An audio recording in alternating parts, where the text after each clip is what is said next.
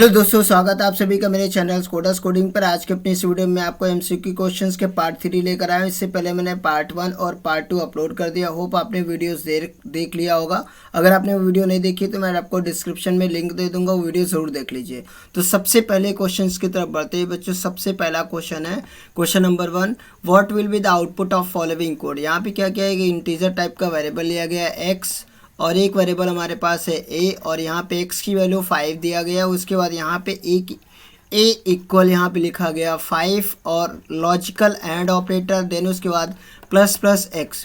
तो यहाँ पे लॉजिकल एंड ऑपरेटर का काम क्या होता है, बोथ इसके साइड जो लेफ्ट साइड पे कंडीशन लिखी गई और राइट साइड की कंडीशन को ये कंबाइन करेगा और एक सिंगल रिजल्ट हमें रिटर्न करेगा। तो यहाँ पे देख सकते हैं आप, यहाँ पे लॉजिकल एंड के लेफ्ट साइड पे एक वैल्यू लिखी गई है 5, लेकिन जो लॉजिकल ऑपरेटर होता है दो कंडीशंस को कंबाइन करेगा। अभी आपको देख कर लग रहा होगा कि सर यहाँ तो 5 है, 5 तो कोई कंडीशन है नहीं। तो जब हम कोई कंडीशन चेक करते हैं और वहाँ पे कोई नॉन ज़ीरो वैल्यू लिखी होती है तो वो ऑलवेज ट्रू को रिप्रेजेंट करता है। यहाँ पे लॉजिकल के लिए 5 एक कंडीशन है और 5 यहाँ पे क्या है, एक नॉन ज़ीरो वैल्यू है। और सी प्रोग्रामिंग लैंग्वेज में नॉन ज़ीरो वैल्यू का मतलब होता है बच्चों यहाँ पे ट्रू। ट्रू का मतलब 1।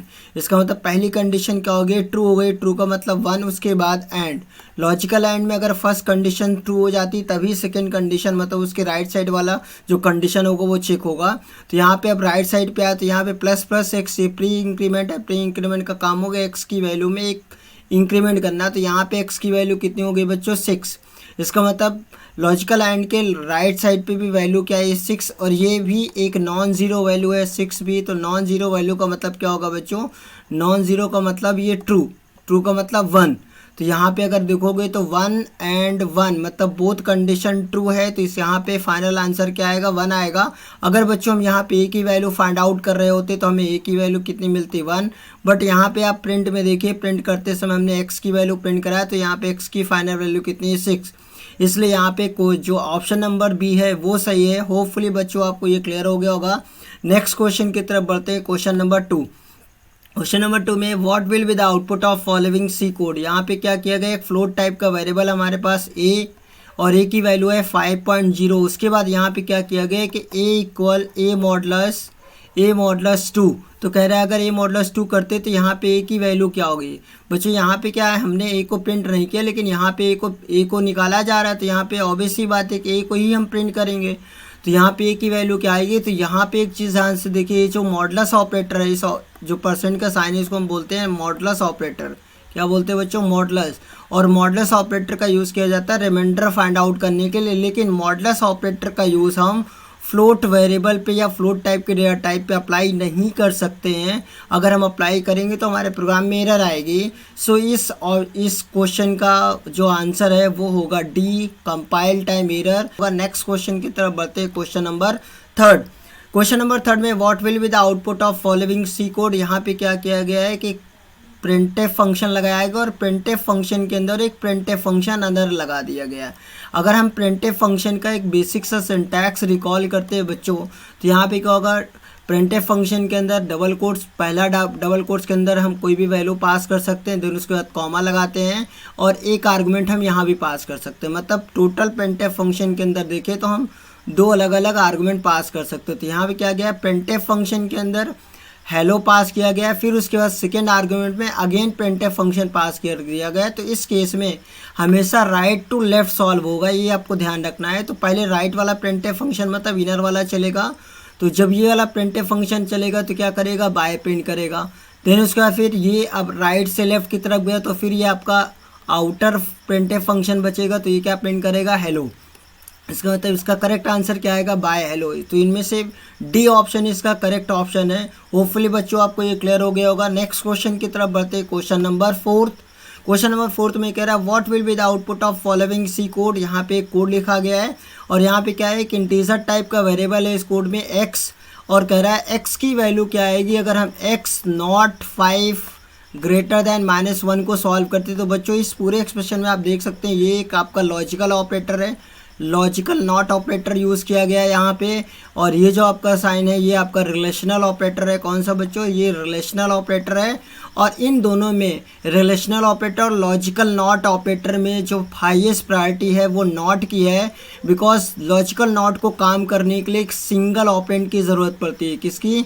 एक सिंगल ऑपरेंड की ज़रूरत पड़ती है। और सिंगल ऑपरेंड पे काम करने वाले ऑपरेटर यूनिरी ऑपरेटर कहलाते हैं। क्या कहलाते हैं? यूनिरी ऑपरेटर कहलाते हैं। और जो ऑपरेटर यूनिरी होते हैं उसकी प्रायोरिटी सबसे हाईएस्ट होती है। इसका मतलब इस क्वेश्चंस में, एक्सप्रेशन में हम सबसे पहले सॉल्व करेंगे नॉट 5। अब अगर हम बच्चों यहाँ पे नॉट की बात करते हैं तो नॉट का काम क्या होता है? It इन्वर्ट्स the result. मतलब अगर ट्रू होगा तो ट्रू को फॉल्स में इन्वर्ट कर देगा और फॉल्स को ट्रू में इन्वर्ट कर देगा। तो थोड़ी देर के लिए हम भूल जाते हैं कि हमारे इस एक्सप्रेशन में नॉट लगा हुआ है। तो यहाँ पे 5 क्या है? 5 एक नॉन ज़ीरो वैल्यू है। क्या है बच्चों? 5 एक नॉन ज़ीरो वैल्यू। और नॉन ज़ीरो वैल्यू का मतलब क्या होता है? ट्रू। इसका मतलब हम नॉट किस पे लगा रहे हैं बच्चों? ट्रू पे लगा रहे हैं। किस पे? ट्रू। ट्रू मतलब होता है 1। अगर हम 1 पे नॉट लगा रहे हैं तो ये क्या हो जाएगा? 0 हो जाएगा। इसका मतलब जब हमने नॉट 5 को सॉल्व किया तो हमें कितना मिला? नॉट 5 को सॉल्व करने पे 0 मिला, 0। अब उसके बाद एक्सप्रेशन में क्या बचा? Greater than -1। तो ये कंडीशन क्या हो गई? ट्रू। ट्रू का मतलब 1। इसका मतलब यहाँ पे हमें x की फाइनल वैल्यू कितनी मिलेगी? 1। तो यहाँ पे x की वैल्यू आएगी 1। इसका मतलब ऑप्शन नंबर 1 इसका सही आंसर है। होपफुली बच्चों ये क्लियर हो गया होगा। नेक्स्ट क्वेश्चन की तरफ बढ़ते हैं। Question number 5। क्वेश्चन नंबर 5 में what will be the output of C code. यहाँ पे क्या किया गया? देखिए एक एरे बनाया गया है, एक ARR नाम का। और यहाँ पे आप देखें तो जब हम एरे को डिक्लेयर कर रहे हैं तो यहाँ पे हमने कोई साइज़ नहीं दिया है। तो जब हम कंपाइल टाइम वैल्यू इनिशियलाइज कर देते हैं और साइज़ मेंशन नहीं करते हैं तो नंबर ऑफ एलिमेंट के अकॉर्डिंग ही एरे की साइज़ डिफाइंड हो जाती है। तो यहाँ पे कितने एलिमेंट है? 5। इसका मतलब हमारा जो एरे बनेगा वो कितने ब्लॉक का बनेगा? 5 ब्लॉक का एरे बनेगा। और यहाँ पे एरे है, हर एक ब्लॉक का अपना एक इंडेक्स नंबर होगा 0 1 2 3 4। और जो वैल्यू दी गई वो हर एक ब्लॉक के अंदर जाकर क्या हो जाएगी? असाइन हो जाएगा। अब उसके बाद यहाँ जब हम प्रिंट करने गए तो यहाँ पे प्रिंट करते समय क्या लिखा गया? 0 ऑफ ARR। मेनली हम लोग करते क्या है? हमेशा लिखते क्या है? Array of 0। मतलब एरे का नेम, उसके बाद हम इंडेक्स नंबर लिखते हैं। ये क्या है? इंडेक्स नंबर है। तो इसका मतलब क्या है? अगर हम ARR 0 लिखते तो इसका मतलब क्या है कि हमें 0 इंडेक्स की वैल्यू प्रिंट करना है। लेकिन यहाँ प्रिंट करते समय क्या लिखा है? 0 ऑफ ARR। तो बच्चों अगर इन दोनों की बात करते तो ये दोनों ही, इन दोनों की मीनिंग क्या होती है? सिमिलर ही होती है। चाहे आप एरे ऑफ 0 लिखिए या आप 0 ऑफ ARR लिखिए, बोथ आर कंसीडर सेम। इसका मतलब यहाँ पे भी हम क्या बोल रहे हैं कि हमें 0 इंडेक्स के एलिमेंट प्रिंट करना है और 0 इंडेक्स के एलिमेंट क्या है? 1। इसका मतलब इसका सही आंसर है बच्चों यहाँ पे बी। होप नेक्स्ट क्वेश्चन की तरफ बढ़ते हैं। Question number 6। क्वेश्चन नंबर 6 की तरफ बढ़ते हैं। इस क्वेश्चन में बच्चों क्या दिया गया है? सिंपल सा यहाँ पे एक क्वेश्चन दिया गया है कि what is right way to initialise array. मतलब इनमें से कौन सा सही तरीका है एरे को इनिशलाइज करने का। तो यहाँ पे देखेंगे तो हम यहाँ पे क्या, पहला डिक्लेरेशन क्या है? इंट ARR स्क्वायर ब्रैकेट, उसके बाद एरे का साइज दिया गया और उसके बाद एलिमेंट स्टोर किया गया। इसका मतलब ये करेक्ट तरीका है एरे को डिक्लेयर करने का। सेकंड देख लेते हैं। सेकंड में इंट इज डेटा टाइप, मतलब डेटा टाइप सही दिया है, एरे का नाम भी सही, लेकिन यहाँ पे स्क्वायर कर्ली ब्रेसेस का यूज़ किया गया है, जबकि कर्ली ब्रेसेस का यूज़ हम नहीं कर सकते। इसका मतलब ये गलत है। उसके बाद थर्ड ऑप्शन की तरफ आते हैं, इंट ARR। यहाँ पे अगेन कर्ली ब्रेसेस का यूज़ किया गया है, इसलिए ये आपका ऑप्शन सी भी गलत है। उसके बाद यहाँ पे क्या किया? इंटीजर ARR जो एरे के साइज डिफाइन किया गया, ये एक पैरेंथेसिस में यूज़ किया गया। इसका मतलब ये भी गलत है। इसका मतलब यहाँ पे सही ऑप्शन है बच्चों यहाँ पे ए। होपफुली आपको ये क्लियर हो गया होगा। नेक्स्ट क्वेश्चन की तरफ बढ़ते हैं। Question number 7। यहाँ क्वेश्चन नंबर 7 में दिया कि what is an array in C language. C language में एरे क्या होता है? सबसे पहला ऑप्शन है a group of elements of same data type. सही है। जो एरे होता है वो ग्रुप ऑफ एलिमेंट होता है, मतलब मोर देन 1 वैल्यू होता है, लेकिन वो सारी वैल्यूज सेम टाइप्स की होती है। सेकेंड है an array element contain more than 1 element. ये भी सही है, पहला भी सही है, दूसरा भी सही है। An array elements are stored in a memory in contiguous memory location. ये भी सही है। एरे जो मेमोरी लोकेशन बनाता है वो कुछ इस तरीके का मेमोरी लोकेशन क्रिएट करता है, जिसको हम बोलते हैं कॉन्टिग्यूअस मेमोरी लोकेशन। इसका मतलब थर्ड ऑप्शन भी सही है। इसका मतलब यहाँ पे जो सही ऑप्शन है इसका वो है D, all of the above. Hopefully ये क्लियर हो गया होगा। नेक्स्ट क्वेश्चन की तरफ बढ़ते हैं। Question number 8। क्वेश्चन नंबर 8 में दिया what what is the 16 bit compiler allowed to range of integer constant, मतलब जो इंटीजर कॉन्स्टेंट होता है, इंटीजर डेटा टाइप होता है, उसकी 16 बिट कंपाइलर पे क्या रेंज होती है। तो अगर हम 16 बिट कंपाइलर पे देखते हो तो इंटीजर की रेंज होती है -32,768 टू पॉजिटिव में 32,767, ये होती है पॉजिटिव रेंज। तो इसका मतलब पहला इस रेंज में मैच नहीं कर रहा है, इसका मतलब पहला गलत है, दूसरा भी गलत है, थर्ड भी गलत है। इसका मतलब इसका सही आंसर क्या है बच्चों, यहाँ पे फोर्थ है, क्योंकि ये आपका इंटीजर कांस्टेंट की रेंज होती है 16 बिट पे। नेक्स्ट क्वेश्चन की तरफ बढ़ते हैं बच्चों, क्वेश्चन नंबर 9 पे। क्वेश्चन नंबर 9 में दिया choose the correct statement about C language function, मतलब जो सी लैंग्वेज में हम लोग फंक्शन डिफाइन करते हैं, डिक्लेयर करते हैं, उसके बारे में इन चार में से कौन सा स्टेटमेंट है जो सही है।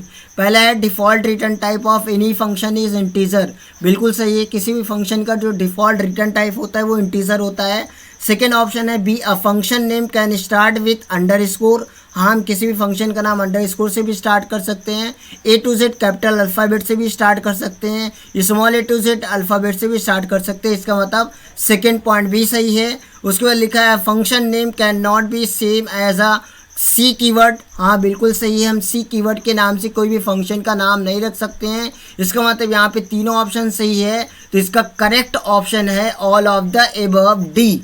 होपफुली बच्चों आपको ये क्लियर हो गया होगा। नेक्स्ट क्वेश्चन की तरफ बढ़ते हैं, क्वेश्चन नंबर 10। क्वेश्चन नंबर 10 में a string in C language, मतलब सी लैंग्वेज में स्ट्रिंग क्या होता है, तो इसका सही आंसर है बच्चों ए अ 1D एरे ऑफ कैरेक्टर। जो हमारा स्ट्रिंग होता है वो एक तरीके का 1D एरे होता है कैरेक्टर टाइप का, सो इसका सही आंसर है यहाँ पे ए। होपफुली ये भी क्लियर हो गया होगा। नेक्स्ट क्वेश्चन की तरफ बढ़ते बच्चों, क्वेश्चन नंबर 11।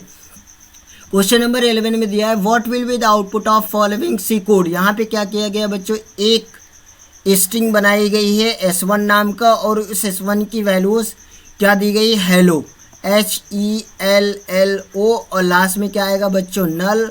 इस तरीके से ये जो हमारे S1 की साइज होगी बच्चों, ये कहाँ तक है, ये 15 ब्लॉक तक है। कितने ब्लॉक तक, 15 ब्लॉक तक। तो यहाँ पे इंडेक्स नंबर क्या होगा, 0 1, हर एक ब्लॉक में एक एक वैल्यू जाएगी इस तरीके से 0 1 2 3 4, उसके बाद 5 6 7 8, लास्ट तक कहाँ तक जाएगा, 14 तक, क्योंकि हमारे S1 की जो साइज़ है वो 15 है। हेलो स्टोर हो गया, और स्ट्रिंग का एंड हमेशा नल से होता है, इसलिए लास्ट वाले ब्लॉक में यहाँ नल आ गया।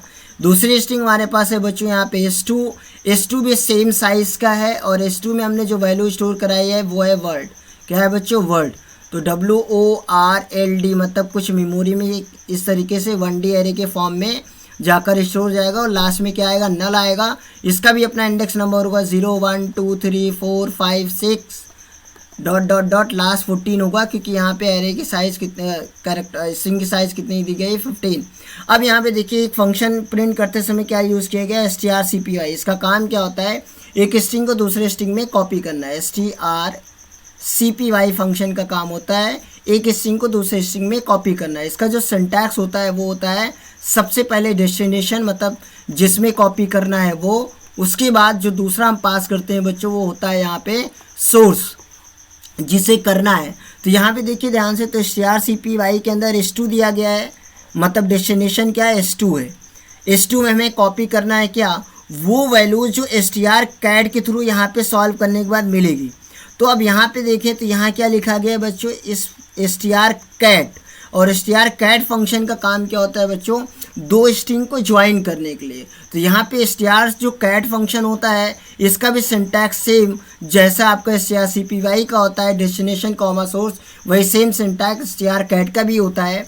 तो strcat के अंदर हमने पास किया क्या है, S1 कॉमा S2। इसका मतलब यह है बच्चों कि S2 की वैल्यू किस में जाके ज्वाइन हो जाए, S2 की वैल्यू ज्वाइन हो जाए जाके S1 में। तो S2 की वैल्यू क्या है बच्चों, यहाँ स्ट्रिंग में देखिए वर्ड, ये कहाँ पे ज्वाइन हो जाए, पहले वाले स्ट्रिंग में। तो यहाँ पे क्या होगा, ये नल हट जाएगा, और वर्ड इसी के आगे जाकर क्या हो जाएगा, ज्वाइन हो जाएगा। इसका मतलब जब हमारा strcat फंक्शन सॉल्व हो गया इनर वाला, तो यहाँ पे हमें आउट रिजल्ट क्या मिला, हेलो वर्ड, ये मिल गया। अब उसके बाद क्या होगा, अब हमारा strcpy फंक्शन चलेगा, और ये क्या करेगा, इस हेलो वर्ड को कॉपी कर देगा किसमें, स्ट्रिंग 2 में। इसका मतलब इस strcpy के चलने के बाद जो हमारे स्ट्रिंग 2 की वैल्यू होगी, ये वर्ड हट जाएगा, और इसमें क्या हमें मिलेगा, अब हेलो वर्ल्ड, ये हमें फाइनल आंसर मिलेगा। तो इस सॉल्यूशन को देखने के बाद हमें क्या सही आंसर मिल रहा है बच्चों, यहाँ पे डी इसका करेक्ट आंसर है। बच्चों मैं आपको सेम कोड को रन करा के दिखा दे रहा हूँ जिससे आपको कोई भी किसी भी तरीके कोई डाउट ना रहे। तो मैं एक काम करता हूँ, मैं सेम कोड को बच्चों क्या कर ले रहा हूँ, कॉपी करता हूँ और मैं सीधा आपको ले चलता हूँ DC++ कंपाइलर पे। सेम कोड मैं यहाँ पे पेस्ट करके आपको रन करा के दिखा दे रहा हूँ। चलिए एग्जीक्यूट एंड रन पे क्लिक करते हैं। जैसे मैं रन पे क्लिक करता हूँ आप देख लीजिए हमें आउटपुट में यहाँ पे क्या मिल रहा है, हेलो वर्ल्ड। होपफुली बच्चों आपको ये भी क्लियर हो गया होगा। नेक्स्ट क्वेश्चन की तरफ बढ़ते हैं, क्वेश्चन नंबर 12। क्वेश्चन नंबर 12 पे दिया है कि इफ़ द टू स्ट्रिंग, अगर दो स्ट्रिंग क्या होंगे आपस में सेम होंगे, if two strings are same then strcmp function returns, जब दो स्ट्रिंग्स सेम होती है तो strcmp फंक्शन 0 रिटर्न करता है। बच्चों मैं आपको strcmp फंक्शन का जो काम है और इसकी 3 प्रॉपर्टीज़ होती है वो बता दे रहा हूँ। ये प्रॉपर्टीज़ जो बताने जा रहा हूँ ये आपके इंटरव्यूज़ और आपके एग्जामिनेशन के पॉइंट ऑफ व्यू से, थ्योरी एग्जामिनेशन के पॉइंट ऑफ व्यू से बहुत इंपॉर्टेंट है। ये आपको ऑलवेज याद रखना चाहिए, अक्सर आपसे ये क्वेश्चन पूछा जा सकता है। तो strcmp ये कहता है कि if both strings are same, क्या होगा, अगर बोथ स्ट्रिंग्स क्या होंगी, अगर जो भी हमारी बोथ स्ट्रिंग्स हैं वो क्या होंगी, सेम हो जाएगी। If both strings are same तो इट रिटर्न 0। अगर str1 जो होगा वो ग्रेटर दैन होगा str2 से, मतलब str1 की लेंथ जो स्ट्रिंग होगी जो वो ग्रेटर दैन होगी किससे, str2 से, तो ये रिटर्न करेगा ग्रेटर दैन 0। अगर str1 जो होगा बच्चों वो लेस दैन होगा किससे, str2 से, str1 str2 से छोटा होगा तो ये रिटर्न करेगा लेस दैन 0, मतलब लेस दैन 0 मतलब 0 से कम कोई भी वैल्यू रिटर्न कर सकता है। वो ये 3 प्रॉपर्टीज़ है जो आपको ऑलवेज याद रखना है strcmp के केस के लिए। होपफुली बच्चों आपको ये भी बहुत अच्छे से क्लियर हो गया होगा। नेक्स्ट क्वेश्चन की तरफ बढ़ते हैं, क्वेश्चन नंबर 13। क्वेश्चन नंबर 30 में लिखा हुआ है what will be the output of following code, means ये कोड लिखा हुआ है, एक एरे बना हुआ है, इस एरे में क्या किया गया है, 1 जब एरे को प्रिंट किया जा रहा है तो यहाँ पे क्या किया गया है कि एरे ऑफ 1 × 2 - 2 को प्रिंट किया गया। यहाँ पे सिंपली क्या हो रहा है बच्चों, पहले इसको समझते हैं कि हमारे पास क्या है, एक ARR बना है, मतलब पहले एक एरे बनाया गया है, कितने ब्लॉक का है, यहाँ पे साइज़ नहीं मेंशन किया कंपाइल टाइम, लेकिन नंबर ऑफ एलिमेंट दिया गया। तो जितने एलिमेंट होंगे हमारे एरे की साइज़ भी उतने ही ब्लॉक का होगा। तो एलिमेंट कितने हैं, टोटल 5, इसका मतलब 5 ब्लॉक्स का एरे बनेगा और हर एक ब्लॉक पे जो वैल्यू दी गई है वो वैल्यू यहाँ पे असाइन हो जाएंगी लाइक दिस। और यहाँ पे हर एक इंडेक्स नंबर, हर एक ब्लॉक का अपना एक इंडेक्स नंबर होता है जो कि 0 से स्टार्ट होगा। अब एक आप प्रिंट करिए वो वैल्यू जो एरे ऑफ 1 × 2 - 2 इंडेक्स को रिप्रेजेंट करता है। तो यहाँ पे पहले इसको सॉल्व करेंगे, 1 × 2 मतलब 2, 2 - 2 कितना आएगा बच्चों, यहाँ 0। इसका मतलब ये पूछा है कि एरे के 0 पोजीशन पे कौन सी वैल्यू है वो प्रिंट करे। तो एरे ऑफ 0 पोजीशन पे क्या है, 10, तो यहाँ पे आउटपुट में क्या आएगा, 10। होपफुली बच्चों आपको ये क्लियर हो गया होगा। नेक्स्ट क्वेश्चन की तरफ बढ़ते हैं, क्वेश्चन नंबर 14। क्वेश्चन नंबर 14 में कह रहा है a data of file is stored, मतलब जो हमारी फाइल बनती है वो कहाँ स्टोर होती है। तो फाइल जब भी हम बनाते हैं वो सीधा जाके कहाँ स्टोर होती है, हार्ड डिस्क में स्टोर होती है। होपफुली ये क्लियर हो गया होगा। नेक्स्ट क्वेश्चन की तरफ बढ़ते बच्चों, क्वेश्चन नंबर 15। क्वेश्चन नंबर 15 में दिया गया what will be the output of following code. यहाँ पे क्या किया गया बच्चों, यहाँ पे एक एरे बनाया गया है और एरे ए नाम का एक एरे बनाया है। और यहाँ पे बच्चों देखिए कंपाइल टाइम पे जब एरे बना रहे हैं तो यहाँ पे कोई भी साइज़ नहीं दिया है, लेकिन नंबर ऑफ़ एलिमेंट दिया गया। तो जितने नंबर ऑफ़ एलिमेंट होंगे उतने ही साइज़ का एरे बनेगा। तो एलिमेंट है यहाँ पे 6, तो यहाँ पे 6 ब्लॉक का एक एरे बनेगा और इसके बाद हर एक ब्लॉक पे जो वैल्यू दी गई वो जाकर क्या हो जाएगा, स्टोर हो जाएगा। जैसा कि यहाँ दिया है 5 1, उसके बाद 15, फिर उसके बाद 20, फिर 2, उसके बाद 5। हर एक ब्लॉक का अपना एक इंडेक्स नंबर होगा। उसके बाद यहाँ पे 3 अलग इंटीजर टाइप का वेरिएबल है, i, j and k, i, j, k। उसके बाद ये i, j की वैल्यू यहाँ पर फाइंड आउट की गई है। अब यहाँ पे सबसे पहले हम क्या निकालेंगे, i की वैल्यू। तो i इक्वल यहाँ पे लिखा गया है प्लस a का 1। तो बच्चों यहाँ पे क्या होगा, पहले a ऑफ 1 की वैल्यू फाइंड आउट होगी। तो a ऑफ 1 की वैल्यू क्या है, a ऑफ 1 पे है 1, तो अगर उस पर हम इंक्रीमेंट लगाएंगे प्लस तो एक कितना हो जाएगा, a ऑफ 1 की वैल्यू हो जाएगी 2। अब उसके बाद क्या होगा, जब इसको हमने सॉल्व कर लिया तो हमें यहाँ पे मिला 2। अब ये वैल्यू किस में असाइन हो जाएगी, आई में। इसका मतलब आई की वैल्यू हो गई 2। अब उसके बाद अगले लाइन पे लिखा है J equals to A of 1, means A of 1 की जो वैल्यू है, तो ए ऑफ 1 पे वैल्यू देखिए 2 है, तो ए ऑफ 1 की वैल्यू जो 2 थी वो किस में असाइन हो जाएगी, जे में। तो जे की वैल्यू हो गई 2।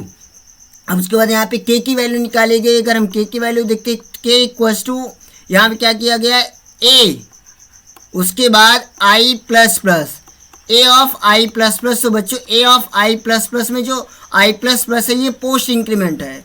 तो पोस्ट इंक्रीमेंट के केस में क्या होगा, पहले आई की वैल्यू यूज़ की जाएगी, फिर आई की वैल्यू बदली जाएगी। इसका मतलब सबसे पहले हम सॉल्व करेंगे ए ऑफ आई। तो ए ऑफ आई की वैल्यू कितनी बच्चों, आई की वैल्यू है 2, आई की वैल्यू क्या है 2। तो ए ऑफ 2 पे कौन सी वैल्यू बच्चों, यहाँ 15 है, क्या है 15। तो ये किस में स्टोर हो जाएगा बच्चों, के में। तो के की वैल्यू कितनी हो गई, 15 हो गई। अब उसके बाद ए ऑफ आई सॉल्व करने के बाद अब क्या सॉल्व होगा बच्चों, आई प्लस प्लस सॉल्व होगा। तो प्लस प्लस आई से क्या होगा, आई की वैल्यू एक इंक्रीमेंट हो जाएगी, तो आई की वैल्यू कितनी हो जाएगी 3। इसका मतलब बच्चों यहाँ पे आई की वैल्यू हमें मिलेगी 3, जे की वैल्यू हमें मिलेगी यहाँ पे 2 और के की वैल्यू यहाँ हमें मिलेगी 15। तो इसका करेक्ट ऑप्शन क्या है बच्चों, 3, 2, 15। तो मैं आपको सेम कोड रन करा के भी दिखा दे रहा हूँ जिससे आपको कोई भी डाउट ना रहे। तो मैं सेम कोड को बच्चों यहाँ पे करता हूँ कॉपी और सीधा ले चलता हूँ मैं आपको इसको देवसी प्लस प्लस कंपाइलर पे और वहाँ पे इसको पेस्ट करके आपको दिखा रहा हूँ। बच्चों आप देख सकते हैं यहाँ पे मैंने वही सेम कोड यहाँ पे पेस्ट किया एंड देन उसके बाद मैं इसको अब रन करा रहा हूँ। कंपाइलर रन पे क्लिक करता हूँ, यहाँ पे देखेंगे यहाँ पे आपको आउटपुट में क्या मिल रहा है, 3 to 15। होपफुली बच्चों आपको ये क्लियर हो गया होगा। क्वेश्चन नंबर 16 में है कि what will be the output of following code. ये कोड लिखा है, कह रहा है उसका आउटपुट क्या आएगा। यहाँ पे क्या किया गया, एक एरे बनाया गया बच्चों यहाँ पे और एरे का नाम ARR रखा गया है। यहाँ पे साइज़ दिया गया है 6। इसका मतलब एक एरे जो बना है वो हमारा 6 ब्लॉक का होगा। तो 0, 1 हर एक ब्लॉक का अपना इंडेक्स नंबर होता है। तो यहाँ पे 1, 2, 3, 4, 5 स्टोर कर दिया गया है।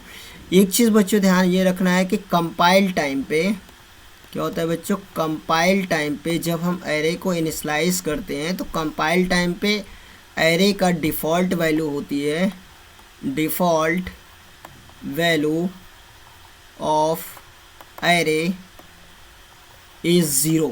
मतलब कंपाइल टाइम में अगर आप एरे को इनिशियलाइज कर रहे हो तो अगर कोई भी ब्लॉक आपने इनिशियलाइज नहीं किया होगा तो रेस्ट सारे ब्लॉक 0 से असाइन हो जाएंगे, क्योंकि कंपाइल टाइम पे एरे की डिफ़ॉल्ट वैल्यू 0 होती है। सो यहाँ पे हमने क्या किया, 5 ब्लॉक में वैल्यू स्टोर कर दिया 1, 2, 3, 4, 5, लेकिन एरे हमने 6 ब्लॉक का बनाया। तो अब लास्ट वाले ब्लॉक में क्या आ जाएगा, 0 असाइन हो जाएगा, क्योंकि एरे की डिफ़ॉल्ट वैल्यू 0 होती है कंपाइल टाइम पे। अगर ये रन टाइम होता तो यहाँ पे हमें क्या मिलता, गार्बेज वैल्यू मिलती। तो अब हम क्या करेंगे, यहाँ पे एरे ऑफ 5 को प्रिंट करा रहे हैं, तो एरे ऑफ 5 पे कौन सी वैल्यू है, 0। इसका सही आंसर क्या है बच्चों, ए। इस क्वेश्चन की तरफ बढ़ते बच्चों, क्वेश्चन नंबर 17। क्वेश्चन नंबर 17 में what will be the output of following code. यहाँ पे क्या किया गया बच्चों, एक S1 नाम का एरे बना है। क्या किया गया, एक S1 नाम का एरे और उसके अंदर क्या स्टोर किया गया है, HELLO। उसके बाद एक S2 नाम का एरे बना है, सॉरी स्ट्रिंग बना है, उसके अंदर भी क्या स्टोर किया गया, सेम स्ट्रिंग HELLO हेलो, इसके अंदर भी स्टोर किया गया है। मतलब बोथ के अंदर वैल्यू क्या स्टोर की गई, सेम। और यहाँ पे लास्ट में नल होगा, यहाँ पे लास्ट में भी नल होगा क्योंकि स्ट्रिंग का नल्स होता है। अब यहाँ पे देखिए इफ़ की कंडीशन लगाएगी और यहाँ पे S1 is equals to S2 किया गया है। बच्चों एक चीज़ ध्यान से देखिए, ये एक रिलेशनल ऑपरेटर है। क्या है, रिलेशनल ऑपरेटर है और रिलेशनल ऑपरेटर हमेशा न्यूमेरिकल वैल्यू की क्वालिटी चेक करता है, स्ट्रिंग वैल्यू को कंपेयर नहीं करता। ये ध्यान रखना। स्ट्रिंग में अगर सी प्रोग्रामिंग लैंग्वेज में 2 स्ट्रिंग को अगर आपको कंपेयर करना हो कि बोथ आर सेम और नॉट, तो उसके लिए हमें स्ट्रिंग एक फंक्शन प्रोवाइड करता है strcmp। तो यहाँ पे हम यूज़ तो कर नहीं, लेकिन यहाँ रिलेशनल ऑपरेटर कर रहे हैं। तो रिलेशनल ऑपरेटर करेगा क्या, S1 ब्लॉक का जो एड्रेस होगा और S2 ब्लॉक का जो एड्रेस होगा उनके एड्रेस को कंपेयर करेगा। तो दोनों ब्लॉक का एड्रेस क्या होगा, डिफरेंट है। तो ये कंडीशन क्या हो गई, फॉल्स। तो फॉल्स हो जाएगी तो हमें क्या प्रिंट होगा, नॉट इक्वल। तो मैं आपको एक बार इसको रन करा के दिखा दे रहा हूँ ताकि आपको कोई डाउट ना रहे। तो मैं सेम कोड को करता हूँ यहाँ पे कॉपी और ले चलता हूँ आपको सीधा देवसी प्लस प्लस कंपाइलर पे और यहाँ पे मैं सेम कोड को कॉपी पेस्ट कर दे रहा हूँ और इसको मैं रन करा के दिखा दे रहा हूँ। देखोगे जैसे मैं इसको रन करा रहा हूँ तो यहाँ पे आ रहा है नॉट इक्वल। बच्चों आपको ये क्लियर हो गया होगा। नेक्स्ट क्वेश्चन की तरफ बढ़ते हैं, क्वेश्चन नंबर 18। क्वेश्चन नंबर 18 में what will be the output of following code. यहाँ पे क्या किया गया बच्चों, एक लूप लगाया गया है, फॉर लूप, जो कि 1 से कहाँ तक चल रहा है, 1 to 5 तक लूप चल रहा है। इसका मतलब ये लूप कितनी बार चलने वाला है, जब तक आई की वैल्यू 1 से 5 तक होगा तब तक ये ट्रू होगा। लेकिन यहाँ पे फॉर लूप के एंड में यहाँ पे क्या लगा दिया गया, सेमी कॉलन। और सेमी कॉलन का काम क्या होता है, एंड ऑफ स्टेटमेंट। तो बिल्कुल भी अगर आपके दिमाग में ये चल रहा हो कि एरर आएगी, तो एरर नहीं आएगा, ये कोड सक्सेसफुली चलेगा जब हम फॉर लूप के लास्ट में सेमी कॉलन लगा देते। तो इसका मतलब ये है कि कंपाइलर क्या करता है, उस लूप का जो भी जैसा आपने लूप लगा रखा है उस लूप का एक एम्प्टी ब्लॉक क्रिएट कर लेता है। मतलब लूप चलेगा आपका, लेकिन लूप के अंदर जो ब्लॉक बनेगा वो एक एम्प्टी ब्लॉक होगा। मतलब कुछ ऐसा लूप बना है, लेकिन एंड ऑफ स्टेटमेंट का मतलब होता है कि जो हमारा लूप है वो सेम लाइन पे एंड हो गया है। इसका मतलब लूप जो ब्लॉक बना रहा है वो एम्प्टी ब्लॉक बना रहा है। इसका मतलब ये प्रिंटफ आई वाली लाइन है, ये लूप के बाहर लिखा गया है। मतलब कुछ इस तरीके से कंपाइलर हमारे इस पूरे स्टेटमेंट को कंसीडर कर रहा है। इसका मतलब जब तक लूप चलेगा तब तक आई की वैल्यू प्रिंट नहीं होगा, क्योंकि आई की वैल्यू कहाँ लिखी गई है, लूप के बाहर। अब देखिए पहली बार आई की वैल्यू कितनी बच्चों, यहाँ पे आई की वैल्यू है 1, तो ये चेक करेगा I less than equal to 5, condition true. अब ये लूप के अंदर गया, अब लूप के अंदर कुछ कोई स्टेटमेंट ही नहीं लिखा है। इसका मतलब कोई आउटपुट नहीं जाए, ऊपर बढ़ जाएगा आई प्लस प्लस, आई की वैल्यू हो जाएगी 2। तो ये वाली जो कंडीशन है लूप की कब तक ट्रू होगी, जब तक 2 की भाई जब आई की वैल्यू 2 होगी तो 2 पे भी ट्रू होगा, 3 लेस देन इक्वल टू 5 तब भी ट्रू होगा, 4 लेस देन इक्वल टू 5 तब भी ये ट्रू होगा, 5 less than equal to 5 condition true, यहाँ भी ट्रू होगा। जब हम 6 लेस देन इक्वल टू 5 करेंगे तब क्या होगा, फॉल्स हो जाएगा। इसका मतलब जब आई की वैल्यू बढ़ते बढ़ते कहाँ पे पहुँच जाएगी, 6 पे, तो ये कंडीशन हो जाएगी फॉल्स। तो हम इस लूप से बाहर आएंगे, जैसे लूप से बाहर आएंगे यहाँ पे क्या प्रिंट कराया गया, आई को। तो आई की वैल्यू क्या हो गई लूप के बाहर, 6। इसका मतलब इसका करेक्ट आंसर क्या होगा बच्चों, यहाँ पे 6। होपफुली आपको ये क्लियर हो गया होगा। नेक्स्ट क्वेश्चन की तरफ बढ़ते बच्चों, क्वेश्चन नंबर 19। क्वेश्चन नंबर 19 में क्या है, यहाँ पे एक स्ट्रिंग बनाया गया, लेकिन यहाँ पे साइज नहीं दिया गया है कंपाइल टाइम पे, लेकिन जितने नंबर ऑफ कैरेक्टर्स होंगे स्ट्रिंग्स में उतने ही ब्लॉक का हमारा एरे बन जाएगा। इसका मतलब यहाँ पे क्या होगा, S1 की जो साइज होगी 1 2 3 4 5 ब्लॉक का, और स्ट्रिंग का हमेशा एंड किससे होता है बच्चों, नल से होता है। तो क्या होगा HELLO, और लास्ट वाले ब्लॉक में क्या आ जाएगा, नल। तो अब ये कह रहा है S1 की साइज कितनी होगी। तो भाई जितने नंबर ऑफ कैरेक्टर्स हैं उनको काउंट कर लीजिए, 5 कैरेक्टर्स हैं, और उसके बाद स्ट्रिंग का एंड हमेशा किससे होता है, नल से होता है। तो टोटल कितने हो गए, 6। इसका मतलब इसका आंसर आएगा बच्चों यहाँ पे 6। इसका मतलब इसका आंसर है, सही आंसर है बी। क्या होगा, नेक्स्ट क्वेश्चन की तरफ बढ़ते बच्चों, question number 20 and last question. What will be the output of following code. यहाँ पे क्या किया गया बच्चों, 3 अलग अलग प्रिंटफ में 3 अलग अलग स्टेटमेंट प्रिंट किया गया है। तो यहाँ पे इसको समझिए कि हमारा ये आउटपुट स्क्रीन विंडो है, ये आउटपुट विंडो है। पहला प्रिंटफ फंक्शन चलेगा तो ये क्या करेगा, ए बी यहाँ प्रिंट करने के बाद ए बी प्रिंट करेगा और कर्सर इसके आगे ब्लिंक करेगा। अब उसके बाद यहाँ पे क्या है बच्चों, यहाँ पे दूसरे वाले प्रिंटफ जब चलेगा तो यहाँ सबसे पहले कॉल होगा /b। /b का काम क्या होता है बच्चों, बैक स्पेस। और बैक स्पेस की का काम आप सभी जानते हो, ये रिमूव करेगा कर्सर के लेफ्ट साइड से एक कैरेक्टर को। इसका मतलब ये इस बी को रिमूव कर देगा। तो इसका मतलब आउटपुट स्क्रीन पे हमें क्या मिलेगा, ए।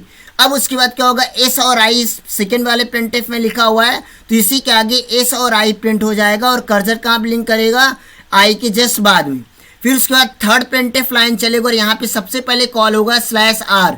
/r का काम क्या होता है, ये कैरीज रिटर्न। इसका मतलब ये आपके कर्सर को बिगिनिंग में सेट कर देगा। मतलब ये जो कर्सर हमारा लास्ट में है, अब वो यहाँ नहीं होगा, ए प्लेस पर आ जाएगा। अब इसके बाद यहाँ पे H और I, मतलब थर्ड वाले में /r के बाद H और A लिखा हुआ है। तो ये करेगा क्या भाई, नॉर्मली हम जब कंटेंट कोई भी चीज़ लिखते हैं तो क्या होता है, जहाँ कर्सर होता है वहीं से लिखना स्टार्ट कर रहा है। तो हमारा कर्सर H पे A पे है, तो क्या होगा, H किसके ऊपर लिखेगा, H रिप्लेस कर देगा A को, मतलब A की जगह पे आ गया H। उसके बाद A रिप्लेस करेगा S को, तो S की जगह पे क्या आ गया, A। उसके बाद एज इट इज आई आपका वैसे ही रहेगा। तो इसका मतलब इसका आउटपुट क्या आएगा बच्चों, है। तो इसका सही आंसर है बच्चों यहाँ पे बी। होपफुली बच्चों आपको ये 20 क्वेश्चंस बहुत अच्छे से क्लियर हो गया होगा।